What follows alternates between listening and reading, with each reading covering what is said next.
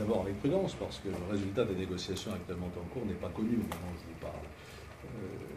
Ma conviction, c'est qu'il faut soutenir à fond les efforts de l'Union européenne pour trouver une sortie politique à cette tragédie qui ensanglante aujourd'hui l'Ukraine. Ce n'est pas l'Europe qui est responsable de la situation actuelle. L'Europe est attractive, on le voit bien, auprès de ceux qui veulent plus de démocratie et plus de liberté.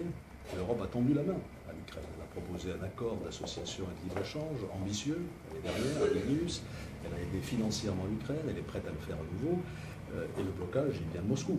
Le président Poutine ne peut pas accepter l'idée de voir l'Ukraine se rapprocher de l'Union européenne plutôt que de l'union douanière autour de la Russie qu'il essaye de promouvoir. Il faut donc désigner clairement les responsabilités. Il ne s'agit pas naturellement de s'antagoniser avec la Russie, mais il faut dire clairement les choses. Et aujourd'hui, il faut soutenir l'effort de nos ministres, le ministre français, le ministre allemand, le ministre polonais, qui sont à la manœuvre à Kiev, pour essayer de trouver une sortie politique. On parle d'élections anticipées, on parle d'un gouvernement de coalition. C'est sans doute sur cela qu'il faut continuer à travailler.